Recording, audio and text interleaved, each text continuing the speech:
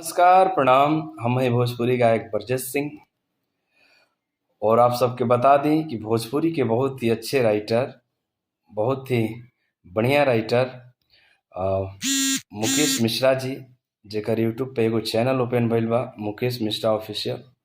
तो आप सब मुकेश मिश्रा ऑफिशियल चैनल के ज़्यादा से ज़्यादा सब्सक्राइब करी जा, लाइक करी जा और कमेंट में ज़रूर बताई जा कि मुकेश जी के लिखल गीत कैसन लागल है।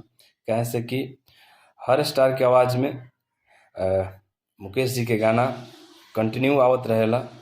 तो आप सब कमेंट में ज़रूर बताइए जा कि मुकेश जी के गीत कैसन लागल है। हम भी मुकेश जी के बहुत सारा गीत गौले बानी।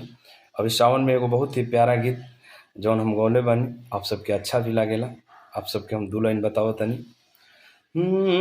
हरे गर्दन में जेकरा साहब के माला, पी गईले जे हो बिसवाह के प्याला। गर्दन में जेकरा साहब के माला, पी गईले जे हो बिसवाह के प्याला। तब भोरे भोरे रोज दर्शन होला, और सृष्टि का जो रखवाला है। भोरे भोरे रोज दर्शन होला, सृष्टि का जो रखवाला है। मेरे गाँव में एक शिवाला है, जहाँ रहते डमरू वाला है।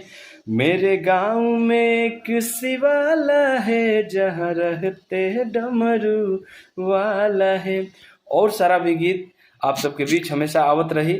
तो आप सब please Mukesh Mishra official channel के ज़्यादा से ज़्यादा सब्सक्राइब करी जा और अपन प्यार आशीर्वाद दीजा।